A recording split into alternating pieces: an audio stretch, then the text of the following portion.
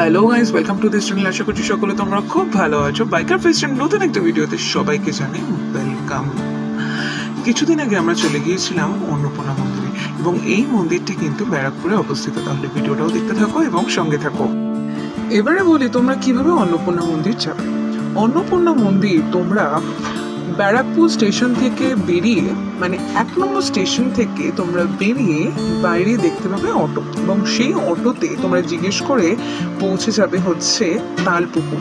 তালপুকুর স্টপেজে নেমে রাস্তাটা পার হয়ে ব্যারাকপুর বয়েজ হাই স্কুলের পাশ দিয়ে যে রাস্তাটি সোজা চলে যাচ্ছে, এবং তার আগে কিন্তু তোমরা দুটো মন্দির দেখতে পাবে।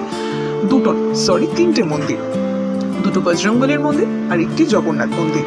এই জগন্নাথ মন্দিরের পাশ দিয়ে তোমরা সোজা চলে গেলেই তারপরে তোমরা দেখতে পাবে লেখাই আছে গান্ধীঘাট ডান দিকে এবং অন্নপূর্ণা মন্দির বাঁদিকে, এবং বাঁদিকে তোমরা সোজা চলে গেলেই দেখতে পাবে অন্নপূর্ণা মন্দির।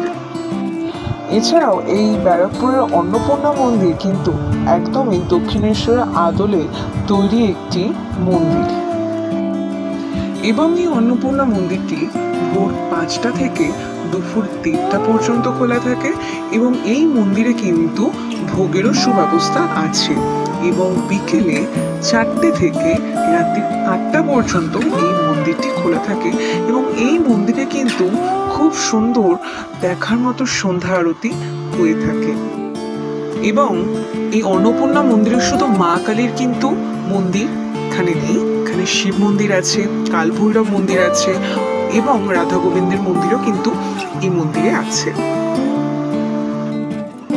এইবারে আসে ব্যারাকপুর অন্নপূর্ণা মন্দির সম্পর্কে কিছু ইতিহাসের কথা। এই মন্দিরটি 1875 সালে রানী রাসমণির কনিষ্ঠ কন্যা জগদম্বা দেবী এই মন্দিরটি নির্মিত করেছিলেন।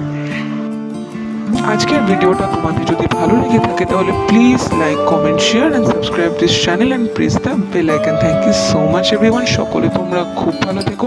আবার একটা নতুন ভিডিও নিয়ে তোমাদের কাছে হাজির হব, এবং আমাদের সাবস্ক্রাইবারদের অলওয়েজ থ্যাংক ইউ, এবং নিউ সাবস্ক্রাইবারদের অলওয়েজ ওয়েলকাম আমাদের চ্যানেলে। Thank you so much everyone. তাহলে আজকের ভিডিওটা এখানেই এন্ড করছি। Thank you.